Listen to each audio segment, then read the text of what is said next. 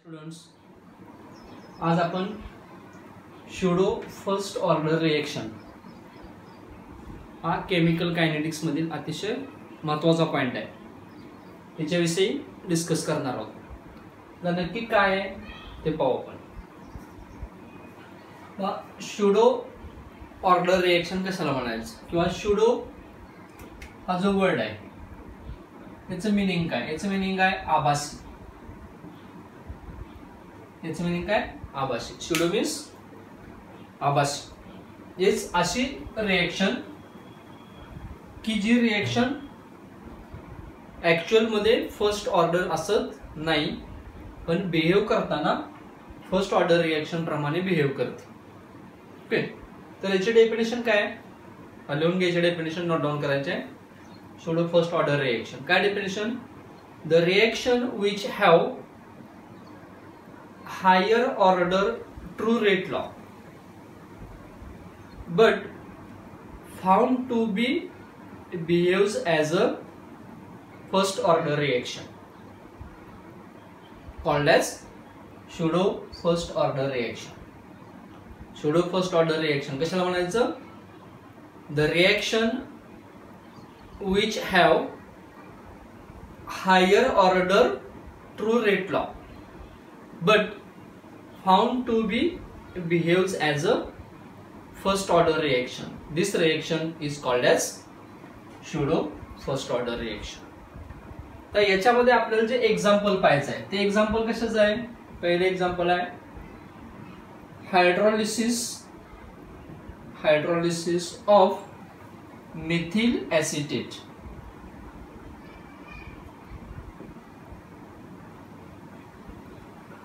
Hydrolysis of methyl acetate अतिशय महत्वाचा point आहे. आयएमपी थिअरी मध्ये बऱ्याच वेळा विचारला जातो. 2020 ला सुद्धा याच्यावर क्वेश्चन विचारला गेलेला आहे 2 मार्क्ससाठी. Pseudo first order reaction definition आपण पाहिलेलं आहे. काय definition? The reaction which have higher order true rate law but found to be behaves as a first order reaction. This reaction is called as pseudo first order reaction. आणि ही reaction आपल्याला या एक्झाम्पलच्या सहाय्याने explain करायचं आहे. काय example? Hydrolysis of methyl acetate. What is mean by hydrolysis? Hydrolysis means addition of water. जेव्हा methyl एसिटेटचा formula काय? CH3COO CH3 प्लस हायड्रोलिसिस करायचं आहे म्हणजे याच्यामध्ये वॉटर ऍड करा. काय होईल? वॉटर मध्ये H आणि OH आहे. हेच पॉझिटिव्ह आणि निगेटिव्ह पार्ट आहे. याच्यामध्ये पॉझिटिव्ह आणि निगेटिव्ह पार्ट आहे. याच्यामध्ये पॉझिटिव्ह पार्ट कोणता आहे? CH3 प्लस आणि निगेटिव्ह आहे CH3COO मायनस. आणि याच्यामध्ये पॉझिटिव्ह कोणता आहे? H प्लस आणि निगेटिव्ह कोणता आहे? OH minus. यातला जो निगेटिव्ह आहे तो याच्या पॉझिटिव्ह बरोबर जाईल. H2O मधला जो निगेटिव्ह पार्ट आहे कोणता? OH मायनस, तो याच्या पॉझिटिव्ह बरोबर जाईल आणि काय तयार होईल? CH3OH. याचा पॉझिटिव्ह आणि याचा निगेटिव्ह एकत्र होऊन काय तयार होईल? CH3OH. आणि याचा राहिलेला पॉझिटिव्ह म्हणजे कोण? H प्लस आणि याचा निगेटिव्ह एकत्र होऊन काय तयार होईल? CH3COOH. जर मिथिल एसिटेटचं हायड्रोलिसिस केलं तर याचा जो प्रोडक्ट मिळेल तो प्रोडक्ट काय असेल? Methanol plus what? Acetic acid. तो यालाच आपण काय म्हणू? ऍसिटिक ऍसिडच आहे. तर याप्रमाणे आपल्याला रिएक्शन मिळाली हायड्रोलिसिस ऑफ मिथिल एसिटेट साठी. तर या रिएक्शनचा आपल्याला रेट लॉ लिहायचा आहे. तर रेट लॉ कसा आहे बा? या रिएक्शनचा रेट लॉ आहे rate is equal to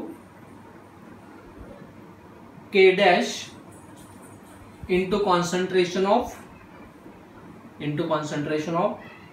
CH3COO CH3.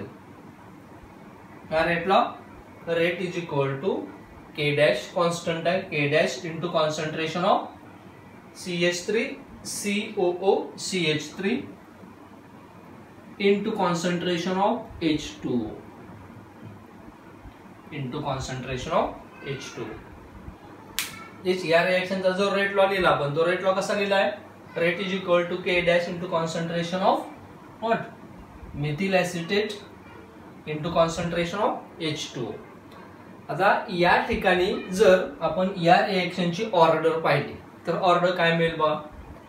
या रिएक्शन साठी ऑर्डर किती आहे? काहीच नाही, म्हणजेच किती आहे? 1 आहे. H2O साठी ऑर्डर किती आहे? 1 आहे. म्हणजेच order 1 plus 1 is equal to काय झाली? 2 झाली. म्हणजेच जो रेट लॉ आहे, ट्रू रेट लॉ या रिएक्शनचा, या रिएक्शनच्या रेट लॉ नुसार या रिएक्शनची जी ऑर्डर मिळेल, ऑर्डर ऑफ रिएक्शन मिळेल, ते काय असेल? 2 असेल. म्हणजेच दिलेली रिएक्शन ही काय असेल? सेकंड ऑर्डर असेल, सेकंड ऑर्डर रिएक्शन असेल. बट आपण जी पाहतोय ती रिएक्शन कोणती आहे? शूडो फर्स्ट ऑर्डर रिएक्शन आहे. दिसायला सेकंड ऑर्डर दिसते, पण सेकंड ऑर्डर असंच नाही, आभासी फर्स्ट ऑर्डर रिएक्शन आहे. त्याला आपण शूडो फर्स्ट ऑर्डर रिएक्शन म्हणतो. आता ते कसं ते आपल्याला बघायचं. म्हणजे याप्रमाणे आपण रेट लॉ लिहिला. रेट लॉ नुसार आपल्याला रिएक्शन मिळाली सेकंड ऑर्डर, पण ही सेकंड ऑर्डर रिएक्शन नाही हे आपल्याला प्रूव्ह करायचं. या केमिकल रिएक्शन मध्ये आपण मिथिल ऍसिटेट आणि वॉटर घेतलाय, आणि घेतलेला जो वॉटर आहे तो कसा आहे? लार्जर एक्सेस मध्ये. वॉटरचं प्रपोर्शन कसं आहे? मॅक्सिमम आहे, जास्त प्रपोर्शन मध्ये वॉटर घेतलाय. आणि एखादी गोष्ट जर आपण एक्सेस प्रपोर्शन मध्ये घेतली असेल, एखादी गोष्ट जर आपण एक्सेस प्रपोर्शन मध्ये घेतली असेल तर त्या गोष्टीचं कॉन्सन्ट्रेशन चेंज होत नाही, किंवा जरी चेंज झालं तरी तो चेंज कसा असतो? अतिशय निग्लिजिबल असतो, आणि त्यामुळे तो आपण निग्लेक्ट करतो. म्हणजेच या रिएक्शन मध्ये वॉटरचं जे कॉन्सन्ट्रेशन असेल, वॉटरचं जे कॉन्सन्ट्रेशन असेल ते कॉन्सन्ट्रेशन कसं आहे? रिमेन्स कॉन्स्टंट आहे. म्हणजे जसं आपण म्हटलं काय की समुद्राचं पाणी आहे, समुद्राच्या पाण्याचं एक पर्टिक्युलर कॉन्सन्ट्रेशन असतं, समुद्राच्या पाण्याचं पर्टिक्युलर कॉन्सन्ट्रेशन. कारण समुद्राचं पाणी कसं आहे? सलाईन वॉटर आहे, ह्याच्यामध्ये एक क्षाराचं प्रमाण असतं, मिठाचं प्रमाण असतं, त्यामुळे त्याचं एक पर्टिक्युलर कॉन्सन्ट्रेशन आहे. ओके. जर त्या पाण्यामधील 2 बकेट आपण बाजूला काढल्या, किंवा त्या समुद्राच्या पाण्यामध्ये आपण नेऊन 2 बकेट काय केलं? एक वेगळं वॉटर ऍड केलं, तर त्या समुद्राच्या पाण्याच्या वॉटरचं जे कॉन्सन्ट्रेशन आहे ते कॉन्सन्ट्रेशन चेंज होणार आहे का? होणार नाही. होईल, पण जो इफेक्ट असेल तो कसा असेल? अतिशय कमी असेल. म्हणजे समुद्राच्या पाण्याचं जे कॉन्सन्ट्रेशन आहे ते कसं झालं? रिमेन्स कॉन्स्टंट झालं. का झालं? Because C water is in excess proportion or larger proportion. तिथं वॉटर कसं आहे? लार्जर प्रपोर्शन मध्ये, त्यामुळे समुद्राच्या पाण्याचं कॉन्सन्ट्रेशन चेंज होणार नाही. तसंच येत आहे या केमिकल रिएक्शन मध्ये वॉटर हा लार्जर प्रपोर्शन मध्ये, लार्जर एक्सेस मध्ये, आणि मिथिल ऍसिटेट हा कसा कमी प्रमाणात आहे. त्यामुळे कॉन्सन्ट्रेशन ऑफ वॉटर आहे खाली तुम्ही, but concentration of H2O is taken in larger proportion and concentration of H2O is remains constant, and concentration of H2O is remains constant, and that is equal to, त्यालाच मी काय नाव दिलं? K double dash नाव दिलं. काय नाव दिलं? concentration of H2O is taken in larger proportion, therefore concentration of H2O is remains constant. There is no significant change in the concentration of H2O, and that's why value of concentration of H2O is taken in K double dash. Okay, but H2O ची जी value घेतलेली आहे ती value put up करा. Equation कसं होईल बघा मग? Rate is equal to K dash into H2O ची व्हॅल्यू काय? K double dash, K dash into K double dash into concentration of CH3 COO CH3. Okay, equation काय मिळालं? Rate is equal to K dash into concentration of H2 is equal to K double dash into concentration of CH3 COO CH3. Okay, but K dash into K double dash is equal to K. बा हे दोन्ही constant आहेत. K dash constant आहे, proportionality constant, तो आपण त्याला reaction rate constant म्हणतो. K double dash H2O ची व्हॅल्यू आहे, म्हणजे दोन्ही कॉन्स्टंट आहेत. K dash into K double dash, आणि या दोघांचा जो प्रोडक्ट आहे तो किती आहे? K आहे. ही व्हॅल्यू जर इथं पुट अप केली तर इक्वेशन कसं होईल बा? त्यावेळी equation therefore rate is equal to K dash into K double dash ची व्हॅल्यू काय? K into concentration of CH3COO CH3. आता इथं जर पाहिलं या रेट लॉ नुसार तर बघा, rate is equal to K into concentration of CH3COO CH3 raise to power 1 आहे. जस या रेट लॉ नुसार जे इक्वेशन मिळालं त्या इक्वेशन नुसार रिएक्शनची जी ऑर्डर आहे ही ऑर्डर किती आहे? 1 आहे. येस, आपल्याला जो ट्रू रेट लॉ मिळाला, ट्रू रेट लॉ किती होता? सेकंड ऑर्डर दाखवत होता.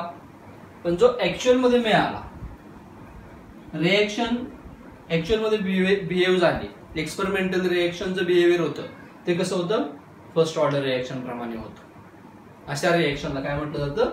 Pseudo first order reaction. The reaction which have higher order true rate law but found to be behaves as a first order reaction. This reaction is called as pseudo first order reaction. Next point है inversion of cane sugar. Next point म्हणजे another example है pseudo first order reactions. काय example है? Inversion of cane sugar.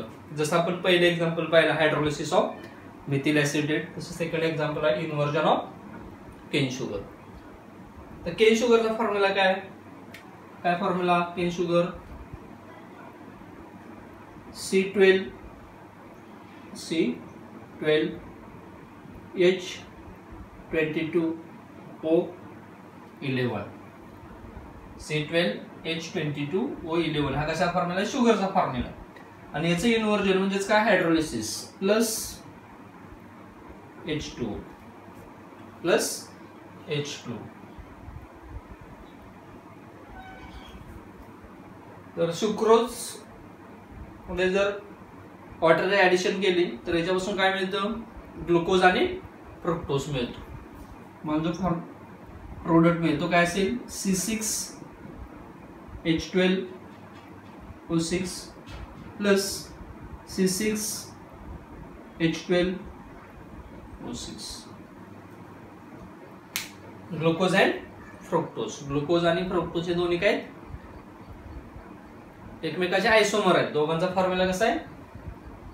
Same आहे. Molecular formula same आहे, फक्त structural formula काय असतो? डिफरंट असतो. ग्लुकोज मध्ये अल्डिहाइड ग्रुप आहे आणि फ्रुक्टोज मध्ये कोणता आहे? कीटोनिक ग्रुप आहे. तर याप्रमाणे शुगरचं इन्व्हर्जन केलं तर तुम्हाला जो प्रोडक्ट मिळतो तो प्रोडक्ट काय? Glucose and fructose. Equation balance आहे का बा? 6.5 12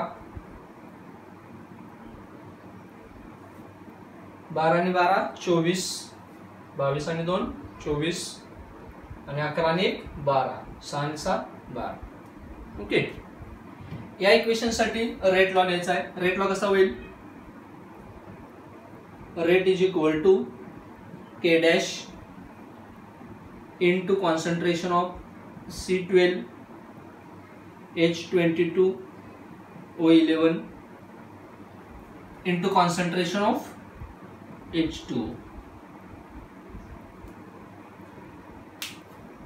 या रिएक्शन साठी जो ट्रू रेट लॉ मिळाला तो ट्रू रेट लॉ कसा आहे? Rate is equal to K into K dash into concentration of sugar into concentration of H2. According to true rate law, order of this reaction is equal to 2. In case of H2O, first order reaction. In case of sucrose, first order reaction. 1 + 1 = 2. म्हणजेच दिलेली reaction दिसायला कशी दिसते? Second order reaction दिसते. दिलेली reaction दिसायला कशी दिसते? सेकंड ऑर्डर रिएक्शन दिसते. Okay.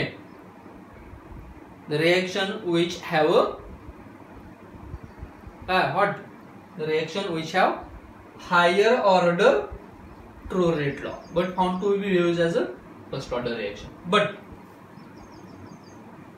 But here concentration of H2O is taken in larger proportion. Therefore, concentration of water in this reaction remains constant, and that is equal to K double dash. That is equal to K double dash. म्हणजे again मागच्या reaction प्रमाणेच आहे. Concentration of H2 काय केले? Larger access मध्ये घेतलेलं आहे, त्यामुळे ते कसं असेल? कॉन्स्टंट असेल. आणि ते कशाने दाखवलंय आपण? K dash, K double dash ने दाखवलंय. कॉन्सन्ट्रेशन ऑफ वॉटरची व्हॅल्यू इथे पुटअप करा. इक्वेशन काय मिळेल बा? Rate is equal to K dash into K double dash into concentration of C12 H22 O11. काय मिळालं? Rate is equal to what? K dash into K double dash into concentration of C12 H22 O11. But K dash into K double dash is equal to K. But K dash into K double dash is equal to K. Is K dash into K double dash चा product काय? K constant. तो ही value इथं put up करा. Equation कसं होईल? Rate is equal to K into concentration of C12 H22 O11.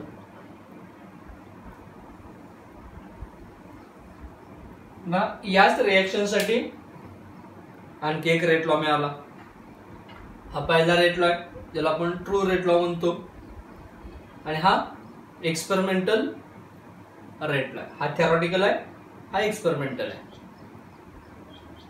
दिसता क्षणी रिएक्शन कशी वाटते? हायर ऑर्डर वाटते. पण एक्सपेरिमेंटली जर पाहिलं तर या रिएक्शनची जी ऑर्डर आहे ही ऑर्डर किती आहे? 1 आहे.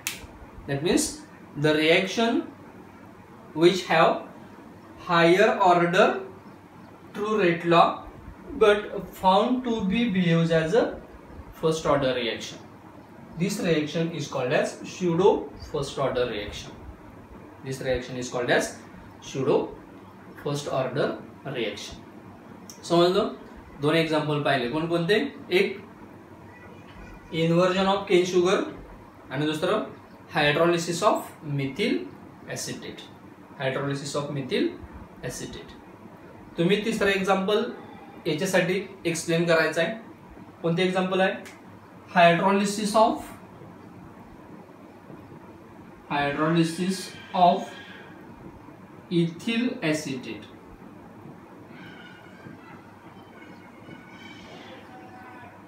तुम्ही या एक्झाम्पल साठी रेट लॉ लिहायचा आहे, तुम्हाला सांगायचं आहे रेट लॉ कसा आला. काय एक्झाम्पल आहे? Hydrolysis of ethyl acetate. याच्यासाठी pseudo first order reaction explain करायचे आहे. एक्झाम्पल पासून फायनल रेट लॉ पर्यंत. ओके. नेक्स्ट पॉइंट आहे कोलिजन थिअरी. तर याच्यामध्ये अतिशय महत्वाचा आहे कोलिजन थिअरी हा पार्ट बोर्ड सिलेबस साठी नाही. बोर्ड सिलेबस साठी कोलिजन थिअरी हा पार्ट ड्रॉप आउट केलेला आहे, त्यामुळे बोर्ड साठी हा पॉइंट करायचा नाही, किंवा इथून पुढे जे काही घेणार आहे ते बोर्ड साठी करायचं नाहीये. याच्या बरोबरीनं कोलिजन थिअरी हा पार्ट सीबीएसई च्या सिलेबस मधूनही ड्रॉप आउट केलेला आहे. या वर्षासाठी कोलिजन थिअरी हा पॉइंट बोर्ड आणि सीबीएसई या दोन्ही सिलेबस मधून ड्रॉप आउट केलेला आहे. पण नीट किंवा जेई याच्यावर किंवा नीट किंवा जेईच्या एक्झामसाठी याच्यावर क्वेश्चन विचारले जाणार की नाही हे अजूनपर्यंत क्लिअरिफिकेशन मिळालेलं नाही. जो सिलेबस सीबीएसई साठी ड्रॉप आउट केलेला आहे तो सिलेबस नीट किंवा जेईला असेल की नाही याचं अजूनपर्यंत क्लिअरिफिकेशन मिळालेलं नसल्यामुळं कोलिजन थिअरी हा पॉइंट आपल्याला पाहायचा आहे. तर जेणेकरून जेई किंवा नीटला जर क्वेश्चन विचारला तर तो आपल्याला सॉल्व्ह करता येईल. ओके, तेच हा पॉइंट बोर्ड आणि सीबीएसई दोन्ही ठिकाणी नाही तरी आपण घेतोय. याच्या मागचं रिझन समजलं, कारण जेई किंवा नीट या परीक्षेसाठी याच्यावर क्वेश्चन विचारले जातील का नाही हे अजूनपर्यंत एनटीएनं क्लिअर केलेलं नाही, त्यामुळे आपल्याला हा पॉइंट पाहायचा आहे. पण बोर्ड साठी हा पॉइंट आपल्याला विचारला जाणार नाही हे मात्र 100% क्लिअर आहे. ओके, तर आपण पाहू. आपण पहिल्याच लेक्चर मध्ये कोलिजन थिअरी विषयी थोडं बोललेलो आहे. कोलिजन थिअरी मध्ये सिंपल काय, रिएक्शन, एखादी रिएक्शन घडण्यासाठी आवश्यक असणाऱ्या कंडिशन आहेत, या कंडिशन कोलिजन थिअरीने सांगितलेले आहेत. बा एखादी जर रिएक्शन घडायची असेल तर रिएक्शन घडण्यासाठी अतिशय महत्वाची कंडिशन कोणती आहे? अतिशय महत्वाची कंडिशन कोणती आहे? एक रिएक्टंट असायला पाहिजे. अतिशय महत्वाची कंडिशन कोणती आहे? रिएक्टंट असायला पाहिजे. बस सपोज रिएक्टंट आहे, कोणते रिएक्टंट आहे? ए आणि बी असे दोन रिएक्टंट आहेत. रिएक्टंट आहेत म्हणजे रिएक्शन घडेल का? नाही. का घडणार नाही? कारण फक्त रिएक्टंट असून उपयोग नाही. तर काय झालं पाहिजे, हा रिएक्टंट आणि हा रिएक्टंट या दोन रिएक्टंट मध्ये काय झालं पाहिजे? कोलिजन झालं पाहिजे. या दोन रिएक्टंट पार्टिकल मध्ये काय झालं पाहिजे? कोलिजन झालं पाहिजे. तेच रिएक्शन घडण्यासाठी अतिशय महत्वाची कंडिशन, अतिशय महत्वाची कंडिशन कोणती आहे? रिएक्टंट पार्टिकल मध्ये कोलिजन झालं पाहिजे. Collision between reactant molecules. Okay, बर रिएक्शन घडण्यासाठी जी आवश्यक कंडिशन आहे, दोन रिएक्टंट मॉलिक्युल मध्ये कोलिजन झालं पाहिजे. कोलिजन झालं म्हणजे रिएक्शन घडेल का? जसं मी सांगितलं की रिएक्शन घडण्यासाठी रिएक्टंट पार्टिकल मध्ये कोलिजन झालं पाहिजे. पण मीच पुन्हा असं म्हणतोय की दोन रिएक्टंट पार्टिकल मध्ये कोलिजन झालं म्हणजे रिएक्शन घडेल का? नाही. का नाही? तर जसं आपण पाहिलेलं आहे की 1 ml गॅसमध्ये एका सेकंदात 1 ml गॅसमध्ये एका सेकंदात पॉसिबल कोलिजन किती आहेत? 10⁻27. एका सेकंदात बघा ना आम्ही, एका सेकंदात 1 ml गॅसमध्ये जे काय रिएक्टंट मॉलिक्युल्स असतील याच्यामध्ये किती वेळा कोलिजन होऊ शकतं? किती वेळा कोलिजन होऊ शकतं? पॉसिबल कोलिजनची संख्या 10⁻27. आणि झालेले सर्व कोलिजन जर सक्सेस असतील, झालेले सर्व कोलिजन जर सक्सेस झाले तर ही रिएक्शन घडण्यासाठी लागणारा जो वेळ असेल तो वेळ असेल 10⁻⁹ सेकंद. ही रिएक्शन किती वेळामध्ये घडेल? 10⁻⁻⁹ सेकंद मध्ये घडेल. म्हणजे अगदी फ्रॅक्शन ऑफ सेकंड मध्ये रिएक्शन कम्प्लिशनला जाईल. पण असं होत नाही, प्रॅक्टिकली हे पॉसिबल नाही. प्रॅक्टिकली एखादी रिएक्शन 10⁻⁹ सेकंड मध्ये कम्प्लिशनला जाणं हे पॉसिबल नाही. याचा अर्थ काय? झालेले कोलिजन सर्व कसे आहेत? सक्सेसफुल नाहीत. सक्सेसफुल नाहीत म्हणजेच काय? फक्त कोलिजन झालं म्हणजे रिएक्शन झाली असं नाही. समजलं? रिएक्शन घडण्यासाठी दोन रिएक्टंट मॉलिक्युल मध्ये कोलिजन व्हायलाच पाहिजे, पण कोलिजन झालं म्हणजे रिएक्शन घडेलच असं नाही. ही एक फक्त कंडिशन आहे. कोणती? Collision between reactant molecule. लक्षात? तर पहिल्या पॉइंट मध्ये लक्षात काय ठेवायचं आहे? 1 ml गॅस मध्ये एका सेकंदात पॉसिबल कोलिजनची संख्या किती आहे आणि त्यानुसार रिएक्शन कम्प्लिशनला जाण्यासाठी लागणारा वेळ काय असेल. हा एक पॉइंट झाला. तर दुसरा पॉइंट काय? की कोलिजन झालं पण फक्त कोलिजन होऊन रिएक्शन कम्प्लिशनला जाणार आहे का? नाही. तर याच्यासाठी दुसरी अतिशय महत्वाची कंडिशन आहे एनर्जी ऑफ ऍक्टिव्हेशन. जे रिएक्टंट मॉलिक्युल्स एकमेकाशी कोलाइड होणार आहेत, या रिएक्टंट मॉलिक्युल मध्ये प्रॉपर एनर्जी असायला पाहिजे, प्रॉपर कायनेटिक एनर्जी असायला पाहिजे. रिएक्टंट पार्टिकल मध्ये पोटेन्शियल एनर्जी असते आणि ते एकमेकाशी कोलाइड होतात, त्यावेळेस त्या पोटेन्शियल एनर्जीचं कन्व्हर्जन कायनेटिक एनर्जी मध्ये होतं. जे दोन रिएक्टंट पार्टिकल आहेत की जे रिएक्शन मध्ये भाग घेणार आहेत, एकमेकाशी कोलाइड होणार आहेत, हे प्रॉपर एनर्जीनं कोलाइड व्हायला पाहिजेत, प्रॉपर एनर्जीनं यांच्यामध्ये कोलिजन व्हायला पाहिजे, तरच रिएक्शन कंप्लिशनला जाणं पॉसिबल आहे. कसं झालं? दुसरा पॉइंट काय, दुसरी कंडिशन काय, energy of activation. Energy of activation कशाला म्हणायचं? The minimum amount of energy, लिहून घ्या काय, the minimum amount of energy which is required, the minimum amount of energy which is required to lead the reaction, to lead the reaction. काय सांगितलं? What is energy of activation? Minimum amount of kinetic energy is required to lead the reaction is called as energy of activation and denoted by E. म्हणजे पहिली गोष्ट reactant molecule मध्ये collision झालं पाहिजे. दुसरी गोष्ट फक्त कोलिजन होऊन चालणार नाही, तर कोलिजनच्या बरोबरीनं त्या रिएक्टंट मॉलिक्युल काय पाहिजे, प्रॉपर कायनेटिक एनर्जी असायला पाहिजे, त्यालाच आपण काय म्हणतो, एनर्जी ऑफ ऍक्टिव्हेशन असायला पाहिजे. म्हणजे दुसरी गोष्ट काय, जे मॉलिक्युल, जे रिएक्टंट पार्टिकल कोलिजन मध्ये भाग घेणार आहेत, यांच्याकडे प्रॉपर एनर्जी असायला पाहिजे, प्रॉपर एनर्जी सहित त्या दोन पार्टिकल मध्ये कोलिजन झालं पाहिजे, तरच रिएक्टंटचं कन्व्हर्जन प्रोडक्ट मध्ये होणं पॉसिबल आहे, अदरवाइज नाही. तर दोन गोष्टी झाल्या, दोन रिएक्टंट पार्टिकल मध्ये कोलिजन झालं. दुसरी गोष्ट, त्या दोन्ही पार्टिकलकडे काय, प्रॉपर एनर्जी आहे, एनर्जी ऑफ ऍक्टिव्हेशन आहे. रिएक्टंटचं कन्व्हर्जन प्रोडक्ट मध्ये होईल का? तर पुन्हा आन्सर आहे नो, रिएक्शन कंप्लिशनला जाणार नाही, दोन्ही गोष्टी परिपूर्ण असून सुद्धा. का? तिसरी गोष्ट आहे प्रॉपर ओरिएंटेशन. दोन molecule proper direction, proper orientation जर एकमेकाशी कोलाइड झाले, तरच जो पॉसिबल प्रोडक्ट आहे तो मिळू शकतो. जर रिएक्टंट पार्टिकल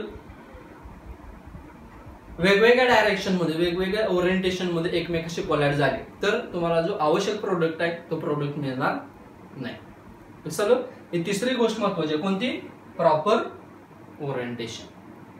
हे सपोज याप्रमाणे रिएक्शन आहे, काय, A plus CB which gives AB plus C. Clear झालं? म्हणजे रिएक्शन काय, A plus CB which gives AB plus C. याचे रिएक्टंट कोण कोण आहे? A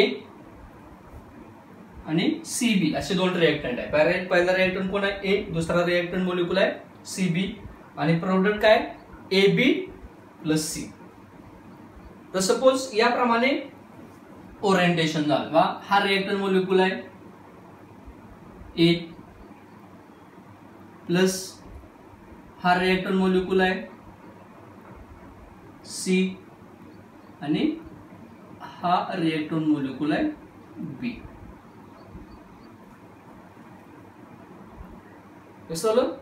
आता इथं जे ओरिएंटेशन आहे, इथं जे कोलिजन होणार आहे, हे कोलिजन कोणामध्ये होणार आहे? ए आणि सी मध्ये होणार आहे. हे कोलिजन कोणामध्ये होणार आहे? ए आणि सी मध्ये होणार आहे. जर ए आणि सी मध्ये कोलिजन झालं, सीबीचा ए बरोबर कोण कोलाइड होणार आहे? सी. जर ए आणि सी एकमेकाशी कोलाइड झाले, तर याच्यापासून जो प्रोडक्ट मिळेल तो प्रोडक्ट कसा असेल? AC प्लस बी असेल. काय असेल? AC प्लस बी. कोलिजन जर या वेनं झालं, तर याच्यापासून जो प्रोडक्ट मिळेल तो प्रोडक्ट काय असेल, AC हा या बाजूला जाईल, AC प्लस बी असेल. पण इथं जेवढा आकार एचा आहे, जेवढी एनर्जी एच आहे तेवढीच एनर्जी सीची आहे. त्यामुळं इथला जो बॉन्ड आहे हा बॉन्ड सहजासहजी ब्रेक होणार नाही. हा ए या सी ला स्वतःच्या बाजूला खेचून घेऊ शकत नाही. म्हणजे जर ए आणि सी मध्ये कोलिजन झालं, जर ए आणि सी मध्ये कोलिजन झालं तरी रिएक्शन घडणार नाही. लक्षात आलं? याचा जो रिझल्ट असेल तो काय असेल, नो रिएक्शन असेल. काय असेल, नो रिएक्शन रिझल्ट असेल. मग रिएक्शन कधी घडेल, तर याप्रमाणे हा ए प्लस हा काय बी आणि हा काय सी. लक्षात आलं? तर अशा वेळेस काय करेल, हा ए या बी बरोबर कोलाइड होईल आणि बी ला आपल्या बाजूने खेचेल. हा ए काय करेल, बी बरोबर कोलाइड होईल आणि बी ला आपल्या बाजूने खेचेल. म्हणजे इथला जो बॉन्ड आहे हा बॉन्ड काय होईल, ब्रेक होईल आणि याच्यापासून जो प्रोडक्ट मिळेल तो प्रोडक्ट कसा असेल, AB प्लस सी असेल. म्हणजे रिएक्शन घडण्यासाठी दोन वेगवेगळे ओरिएंटेशन पाहिले. एक ओरिएंटेशन याप्रमाणे होतं, कोलिजन कुणामध्ये झालं, ए आणि सी मध्ये झालं. कोलिजन ए आणि सी मध्ये होऊन रिएक्शन घडली का, नाही. म्हणजेच हे कोलिजन झालं, रिएक्टंट पार्टिकल मध्ये कोलिजन झालं, कोलिजन प्रॉपर एनर्जीनं झालं. पण कोलिजन होत असताना दोन रिएक्टंट पार्टिकलची जी ओरिएंटेशन होतं ते ओरिएंटेशन प्रॉपर नव्हतं, म्हणून रिएक्शन घडली नाही. बट इथं काय झालं, दोन रिएक्टंट पार्टिकल एकमेकाशी कोलाइड झाले, प्रॉपर एनर्जीनं कोलाइड झाले आणि कोलाइड होत असताना ओरिएंटेशन सुद्धा कसं होतं, प्रॉपर होतं, म्हणून रिएक्शन पॉसिबल झाली. लक्षात आलं? हे तीन अतिशय महत्वाच्या गोष्टी आहेत. पहिली गोष्ट, कोलिजन झालं पाहिजे कोणामध्ये, रिएक्टंट मॉलिक्यूल मध्ये. दुसरी गोष्ट, कोलिजन प्रॉपर एनर्जीनं झालं पाहिजे. तिसरी गोष्ट, कोलिजन झालं पाहिजे, कोलिजन साठी प्रॉपर एनर्जी असायला पाहिजे, बरोबरीनं ओरिएंटेशन प्रॉपर असायला पाहिजे, तरच रिएक्शन पॉसिबल आहे. अदरवाइज रिएक्शन पॉसिबल नाही. जर रिएक्शन जर घडायची असेल, घडायला पाहिजे असेल तर तीन गोष्टी महत्वाच्या आहेत. पहिली गोष्ट, collision between reactant molecule. Second, energy of activation. आणि थर्ड आणि अतिशय महत्वाची गोष्ट आहे प्रॉपर ओरिएंटेशन.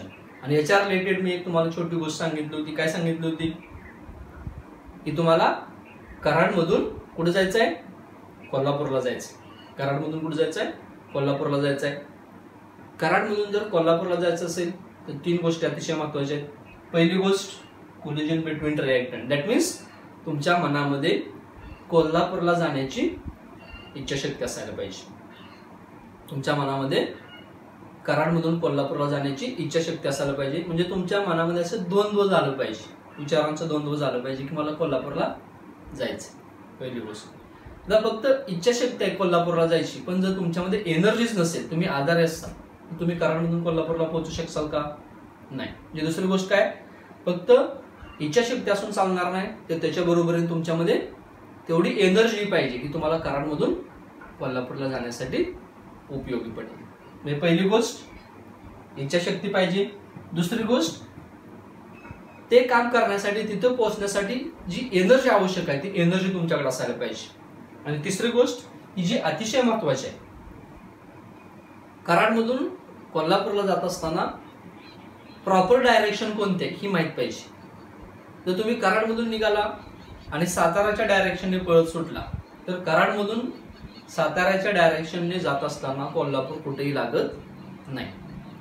कारण कराडमधून कोल्हापूरला जायचं असेल तर साताऱ्याच्या अपोजिट डायरेक्शनने पळालं पाहिजे, तरच तुम्हाला कोल्हापूरला तुम्ही पोहोचू शकाल. लक्षात आलं? तर याप्रमाणे पहिली गोष्ट इच्छाशक्ती असायला पाहिजे, दुसरी गोष्ट एनर्जी असायला पाहिजे, तिसरी गोष्ट प्रॉपर डायरेक्शनने तुम्ही गेला पाहिजे, तरच तुम्ही इच्छित स्थळी पोहोचू शकता. लक्षात आलं? तसंच मी नीट आणि जेईच्या रिलेटेड सांगितलेलं आहे. तुम्ही 11 मध्ये ज्यावेळेस आला त्यावेळेस प्रत्येकाला वाटत होतं की मला मेडिकलला जायचं किंवा मला IIT ला ऍडमिशन घ्यायचं, पण फक्त तुमच्या मनाला वाटलं, तुमच्या म्हणजे इच्छाशक्ती तयार झाली की मला JEE आणि नीट करायचं आहे. JEE आणि नीट होईल का? नाही. तर याच्यासाठी 3 अतिशय महत्वाच्या गोष्टी आहेत. कोणत्या गोष्टी? एक, तुमच्यामध्ये इच्छाशक्ती तयार झाली पाहिजे की मला JEE आणि नीट करायचं. मला त्याच्यासाठी आवश्यक असणारा सिलेबस काय आहे हे मी जाणून घेतलं पाहिजे. दुसरी अतिशय महत्वाची गोष्ट, फक्त इच्छाशक्ती असून नीट आणि JEE होणार नाही. दुसरी गोष्ट आहे एनर्जी. तुम्ही प्रॉपर एनर्जीनं रोजच्या रोज स्टडी केला पाहिजे. तुमच्यामध्ये तेवढी एनर्जी असायला पाहिजे. नाहीतर तुम्हाला JEE नीट करायचं आणि तुम्ही आजारी पडताय, तुम्हाला विकनेस आहे, तुमच्यामध्ये विकनेस आहे, तुम्ही स्टँडच राहू शकत नाही, तुम्ही तिथपर्यंत जाऊ शकणार नाही. तर दोन्ही गोष्टी, तुमच्यामध्ये इच्छाशक्ती आहे, दुसरी गोष्ट तुमच्यामध्ये एनर्जी आहे. तुम्ही JEE नीट होसाल का? नाही. तिसरी गोष्ट जी अतिशय महत्वाची आहे ती कोणती आहे? Proper orientation. तुम्ही प्रॉपर वेनं स्टडी केला पाहिजे. प्रॉपर वेनं जर स्टडी नाही केला तर तुम्ही JEE आणि नीट होऊ शकत नाही. म्हणजे तुम्हाला JEE नीट व्हायचं आहे, इच्छाशक्ती आहे, एनर्जी आहे, आणि JEE आणि नीट होण्यासाठी तुम्ही अभ्यास करता इतिहासाचा किंवा भूगोलाचा. तुम्ही JEE नीट होसाल का? नाही. तर तुम्ही प्रॉपर ओरिएंटेशन गेलं पाहिजे, तरच तुम्ही JEE आणि नीट होऊ शकता. क्लिअर झालं? तर कोलिजन थिअरी काय सांगते? तर रिएक्शन घडण्यासाठी आवश्यक असणाऱ्या कंडिशन. पहिली, कोलिजन बिटवीन रिएक्टंट मॉलिक्यूल. दुसरी, एनर्जी ऑफ ऍक्टिव्हेशन. तिसरी, ही जी अतिशय महत्वाची ती कोणती? Proper orientation. आणि ज्यावेळेस तुमच्याकडं या तिन्ही गोष्टी असतील त्यावेळेस काय होईल? रिएक्टंट पार्टिकलचं कन्व्हर्जन. Potential energy barrier.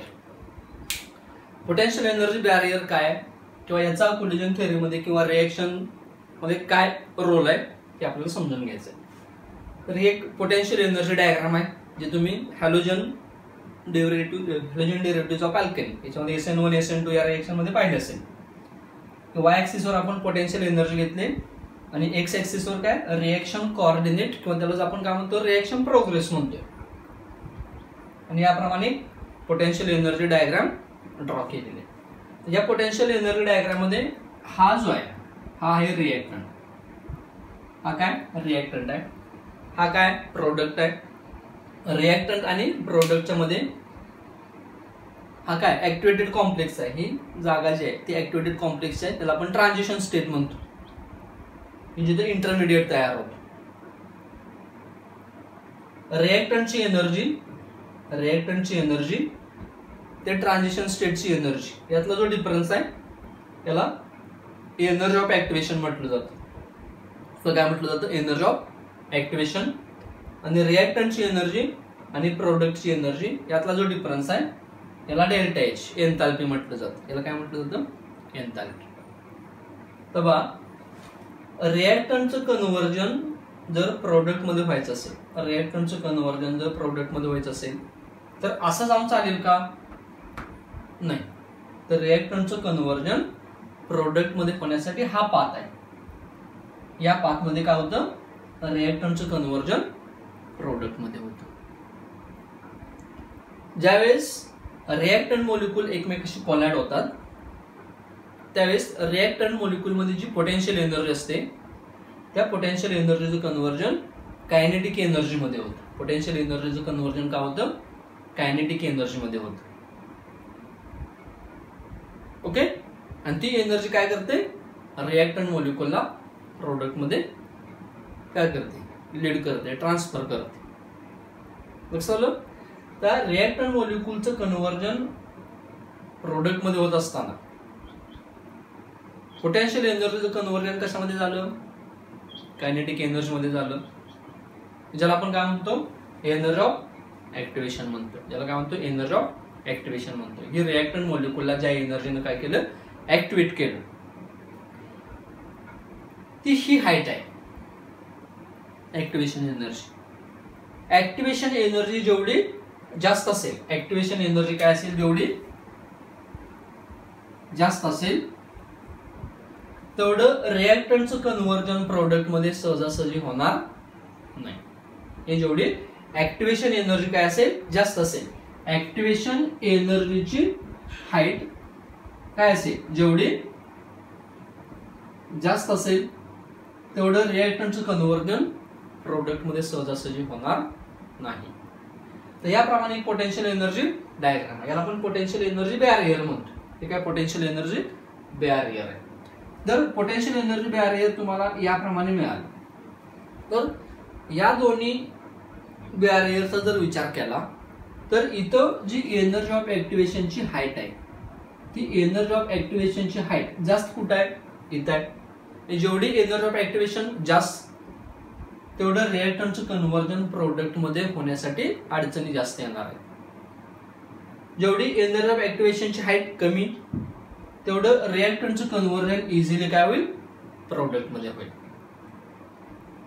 समजतंय? हे मला सांगायचं काय, जेवढा पोटेन्शियल एनर्जी बॅरियर काय असेल छोटा असेल, जेवढा पोटेन्शियल एनर्जी बॅरियर छोटा असेल, जेवढी पोटेन्शियल एनर्जी बॅरियरची हाईट कमी असेल म्हणजेच एनर्जी ऑफ ऍक्टिव्हेशन कमी असेल तेवढं रिएक्टंटचं कन्व्हर्जन प्रोडक्ट मध्ये इझिली होतं.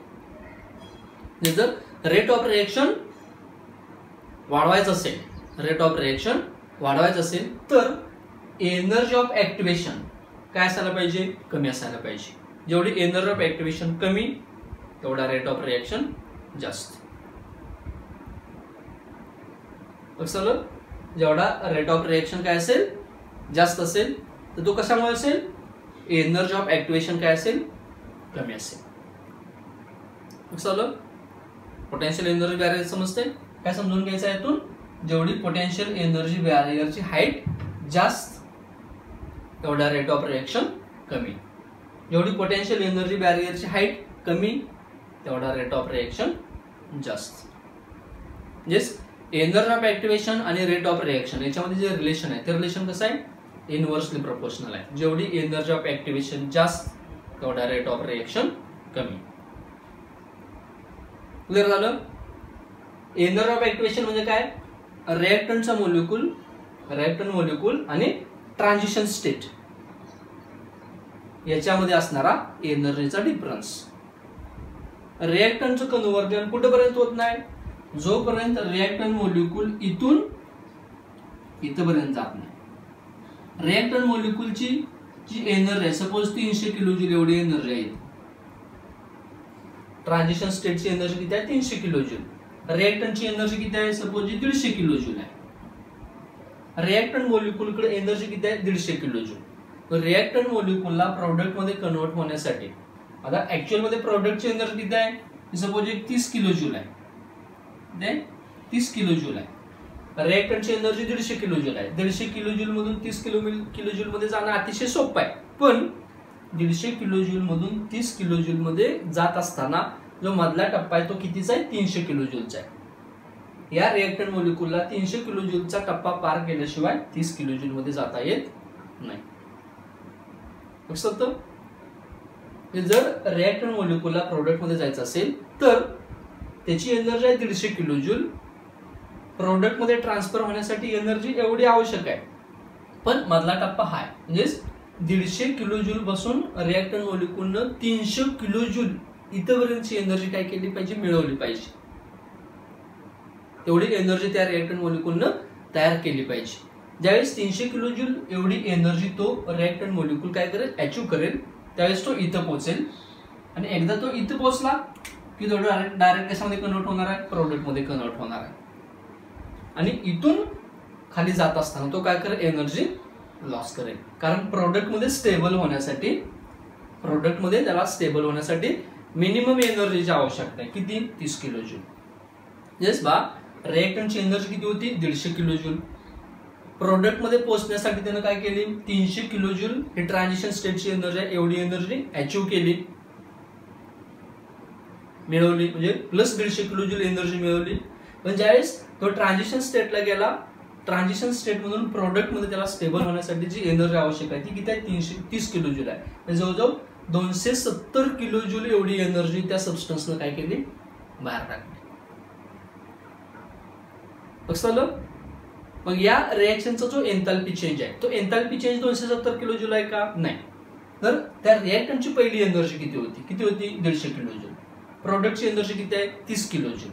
मग फायनल मायनस इनिशियल म्हणजे 30 वजा 150, जे आन्सर आहे ते किती असेल 120 मायनस किलोजूल पर मोल. हा काय झाला एन्थाल्पी चेंज झाला. एन्थाल्पी चेंज किती आला 120 किलोजूल वजा बाहेर राखली रिएक्टंटची एनर्जी किती होती 150 किलोजूल. प्रोडक्टची एनर्जी किती आहे 30 किलोजूल. रिएक्टंट मधून प्रोडक्ट मध्ये जात असताना रिएक्टंट पार्टिकलनं किती एनर्जी बाहेर टाकली 120 किलोजूल. हा झाला एन्थाल्पी चेंज. हा काय झाला एन्थाल्पी चेंज. हा काय झाला एनर्जी ऑफ ऍक्टिव्हेशन. जर रिएक्टंट पेक्षा प्रोडक्टची एनर्जी कमी असेल, रिएक्टंट पेक्षा प्रोडक्टची एनर्जी कमी असेल तर हे काय इंडिकेट करते रिएक्टंट पार्टिकलनं प्रोडक्ट मध्ये जात असताना एनर्जी लॉस केली, एनर्जी गिव्हन आउट केली, एनर्जी बाहेर टाकली. अशा रिएक्शनला काय म्हणायचं एक्झोथर्मिक रिएक्शन म्हणायचं. अशा रिएक्शनला काय म्हणायचं एक्झोथर्मिक. म्हणजे एक्झोथर्मिक रिएक्शनचा जो ग्राफ मिळेल तो एक्झोथर्मिक रिएक्शनचा ग्राफ कसा असतो रिएक्टंट पार्टिकल पेक्षा प्रोडक्टची एनर्जी काय असते कमी असते. आणि जर रिएक्टंट पार्टिकल पेक्षा प्रोडक्टची एनर्जी काय असेल जास्त असेल म्हणजे ग्राफ तुम्हाला याप्रमाणे मिळाला, असा याप्रमाणे ग्राफ मिळाला. तर हा ग्राफ काय इंडिकेट करतो प्रोडक्टची एनर्जी जास्त आहे ऍज कम्पेअर्ड टू रिएक्टंट. म्हणजे रिएक्टंट मधून प्रोडक्ट मध्ये जात असताना रिएक्टंट पार्टिकलने एनर्जी काय केली गेन केली. याचा जो डेल्टा एच असेल तो डेल्टा एच कसा असेल पॉझिटिव्ह असेल. डेल्टा एच कसा असेल पॉझिटिव्ह असेल. अशा टाईपच्या रिएक्शनला एंडोथर्मिक रिएक्शन म्हणायचं. येस हे ग्राफिकल रिप्रेझेंटेशन. हा potential energy diagram, potential energy curve, potential energy barrier कोणासाठी आहे एक्झोथर्मिक रिएक्शन साठी. याचा जो डेल्टा एच असेल तो डेल्टा एच कसा असेल निगेटिव्ह असेल. का निगेटिव्ह कारण रिएक्टंट पेक्षा प्रोडक्टची एनर्जी कमी आहे, एनर्जी लॉस केली. आणि हा जो पोटेन्शियल एनर्जी बॅरियर कर्व आहे याच्यासाठी जो डेल्टा एच असेल तो डेल्टा एच कसा असेल पॉझिटिव्ह असेल. का पॉझिटिव्ह कारण रिएक्टंटच्या एनर्जी पेक्षा प्रोडक्टची एनर्जी जास्त आहे. रिएक्टंटचं कन्व्हर्जन प्रोडक्ट मध्ये होत असताना एनर्जी काय केली कंझ्युम केली. क्लिअर झालं. तर याप्रमाणे एक्झोथर्मिक रिएक्शन साठी डेल्टा एच निगेटिव्ह हा झाला पोटेन्शियल एनर्जी कर्व आणि एंडोथर्मिक रिएक्शन साठी डेल्टा एच पॉझिटिव्ह हा झाला त्याच्यासाठी पोटेन्शियल एनर्जी कर्व. समजतंय. तर याप्रमाणे कोलिजन थिअरी हा पॉइंट क्लिअर होतो की ज्याच्यामध्ये आपण काय काय पाहिलं कोलिजन थिअरीमध्ये रिएक्शन घडण्यासाठी आवश्यक असणारे कंडिशन सांगितले आहेत. पहिली कंडिशन रिएक्टंट पार्टिकल मध्ये कोलिजन झालं पाहिजे. दुसरी गोष्ट प्रॉपर एनर्जी असायला पाहिजे.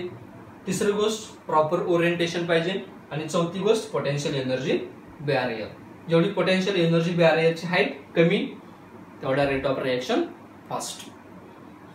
रिएक्शन कमी वेळात कंप्लिशनला कधी जाईल रिएक्शन कमी वेळात कंप्लिशनला जाण्यासाठी पोटेन्शियल एनर्जी बॅरियरची हाईट कमी पाहिजे म्हणजेच एनर्जी ऑफ ऍक्टिव्हेशन कमी पाहिजे. जेवढी एनर्जी ऑफ ऍक्टिव्हेशन कमी तेवढा रेट ऑफ रिएक्शन जास्त. ओके.